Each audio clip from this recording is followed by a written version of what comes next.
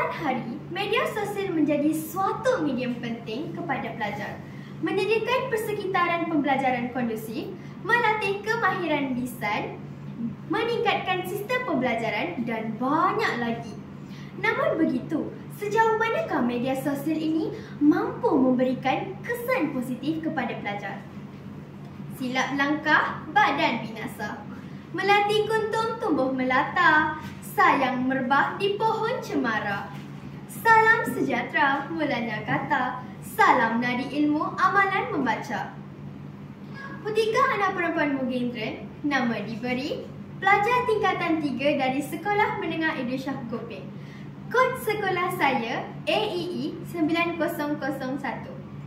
Pada masa lapang, saya gemar memanfaatkan masa saya dengan membaca buku. Jadi, dalam video ini, saya amat teruja untuk berkongsi tentang sebuah buku cerita yang telah saya baca. Buku ini berjudul Pembuli Cyber di Media Sosial. Walaupun sebuah buku fiksyen, tetapi buku ini syarat dengan pelbagai nilai dan pengajaran yang kita boleh diperolehi. Buku yang kecil molek ini hasil karya oleh Kumrabelu. Kulit buku yang cantik, menarik menjadi daya penarik kepada si pembaca. Buku ini diilustrasi oleh Rizwan Amin yang juga terkenal sebagai seorang penulis yang hebat.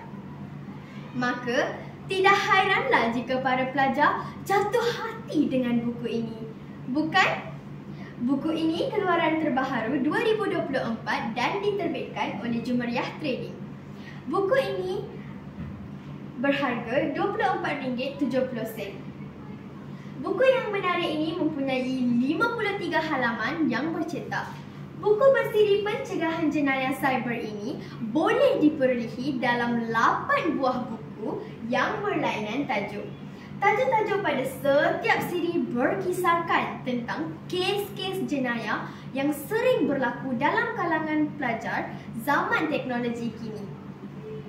Walaupun buku fiksyen, buku ini wajar dijadikan bahan bacaan wajib kepada pelajar agar dapat menggarap pelbagai nilai dan pengajaran yang terdapat di dalamnya. Berbalik kepada buku pilihan saya yang bertajuk Pembuli Cyber di Media Sosial. Buku ini berkisar tentang keterjaan seorang pelajar kepada gadget dan dunia maya sehinggakan dia secara tidak sengaja terjebak dengan jenayah buli cyber. Namun, inilah realiti yang sering terjadi pada masa kini. Chan sebagai watak utama yang sering dibuli oleh Joseph di sekolah kerana sering mendapat keputusan yang teruk.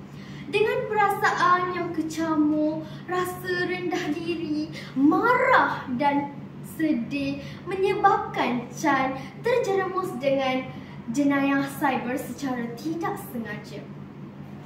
Namun, perbuatan ini sebenarnya didalangi oleh rakan Chan yang bernama Nicholas. Chan dipanggil oleh pihak sekolah untuk memberikan penjelasan tentang kes tersebut. Setelah pendengaran penjelasan Chan, pihak sekolah memanggil rakannya yang bernama Joseph untuk turut sama meminta maaf kerana disebabkan perbuatan Joseph lah yang menyebabkan Chan bertindak sedemikian. Apa pengajaran yang kita dapat di sini ya kawan-kawan? Kita sepatutnya bersabar dan berfikiran waras dalam mengambil apa-apa tindakan. Seterusnya, kita perlu mencari sumber kekuatan yang positif untuk menyelesaikan masalah. Jangan sesekali terpengaruh dengan rakan yang mencari jalan mudah untuk membalas perbuatan jahat orang lain. Tambahan pula ya rakan-rakan, media sosial ini sebenarnya bukanlah satu saluran untuk kita menuduh atau mengata orang lain. Media sosial ini merupakan satu platform yang kita gunakan untuk mencari ilmu. Perbuatan buli cyber ini seharusnya dihindari kerana perbuatan ini akan menjejaskan imej individu. Kesimpulannya, karya ini banyak pengajaran yang boleh dijadikan iktibar, terutamanya kepada pembaca yang bergolongan remaja.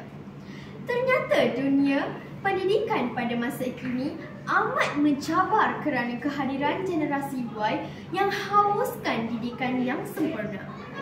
Bunga dedam di atas para, anak dusun pasang pelita, kalau tersilap tutur bicara, jemari disusun, maaf dipinta.